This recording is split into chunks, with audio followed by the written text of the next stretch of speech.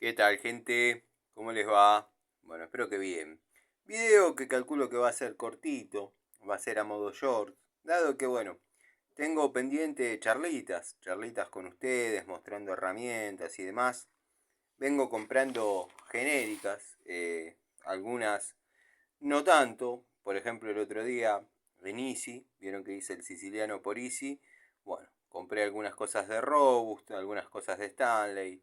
Muy buen precio. Me pareció algunas cosas que estaban lejos de la realidad. Si bien el precio desde donde venían rebajadas era irrisorio para arriba, el precio hasta donde lo rebajaron era irrisorio para abajo. Pero bueno, como dijo el querido criollo, bueno, hay que saber aprovechar la oportunidad.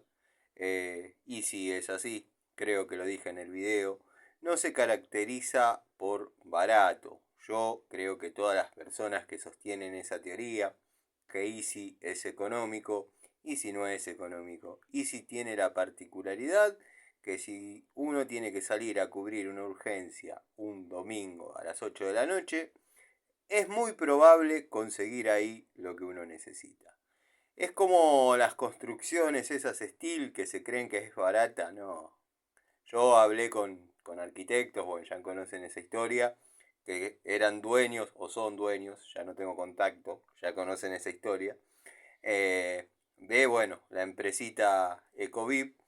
Y nada, no se caracteriza por económica, se caracteriza por rápida, limpia, segura, liviana y un montón de características que para mí simplemente son prefabricadas para chetos. Pero bueno, al margen, quería tener este leve contacto con ustedes. Lo que están viendo hace aproximadamente un par de minutos son unos destornilladores genéricos que he comprado en un bajón dominguero. No confundir con estos, no confundir con estos que ya he comprado en otro bajón dominguero, siempre en la ferretería de Padua del amigo del viejo lobo José, que ya, bueno, hemos entablado a lo largo de tantos domingos y tantos bajones domingueros, una especie de, llamémosle, amistad. Pero bueno, nada.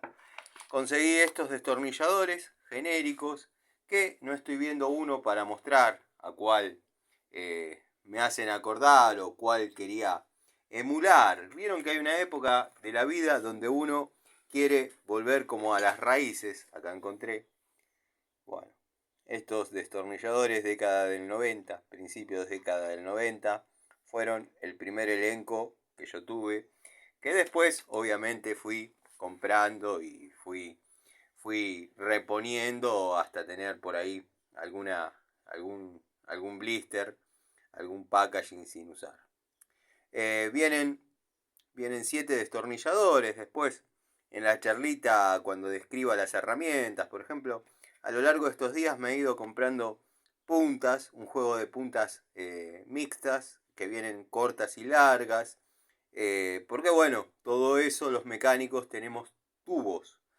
Créanme que el elenco de tubos es muy grande y siempre falta alguna. Entonces con las puntitas esas, que si bien tengo el juego de Bremen de esas puntas, es bastante caro y alguna que otra se ha ido perdiendo. Entonces bueno, decidí darle una oportunidad a ese juego que acaban de ver en un shorts genérico. Lo que lo vengo utilizando, compré dos, por eso me tomé la licencia de mostrarlo, de utilizarlo antes de mostrarlo. Siempre quiero que vean las herramientas en su estado óptimo, en su estado original, en su packaging, en su blister. Y después, bueno, hacer la toma de contacto. Así que bueno, nada, tengo un par de cositas que después hablaremos, por ejemplo, las pinzas que describí brevemente la historia. Muchas preguntas sobre estas pinzas, si bien son genéricas, van muy bien. La perlita es que las compré en el mismo local, a la misma hora, el mismo día, y una es de la distribuidora Hanfei y otra es de la distribuidora Gentas, bueno, no sé. Son chinardos diferentes. También compré a lo largo de estos días, un jueguito de llaves combinadas que la verdad promete. Ya lo vamos a analizar. Así que bueno, lo vamos a mirar nada más.